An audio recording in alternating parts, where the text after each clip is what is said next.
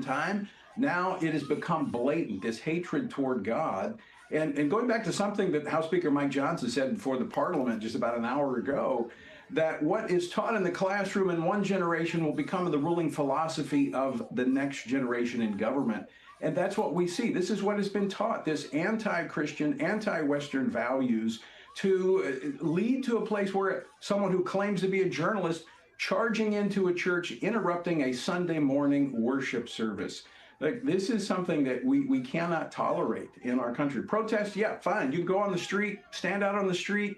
But when you're breaking into a church service, interrupting a worship service, we've crossed a new red line. Yeah, you mentioned the speaker's speech just moments ago.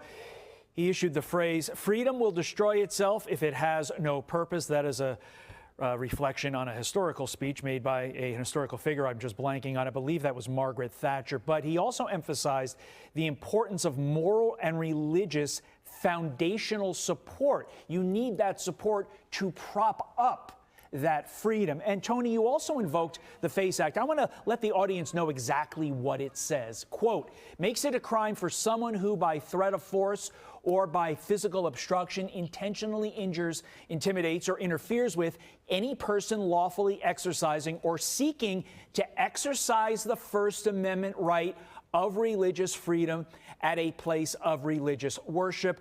As you refer to the Orrin Hatch Amendment to that law, Assistant Attorney General Harmeet Dillon responding to Don Lemon posting the following: a house of worship is not a public forum for your protest. It is a space protected from exactly such acts by federal, criminal, and civil laws. Nor does the First Amendment protect your pseudo-journalism of disrupting a prayer service. You are on notice. Do you think that everyone involved in this church invasion, Tony, needs to be prosecuted as a way to deter future incidents like this?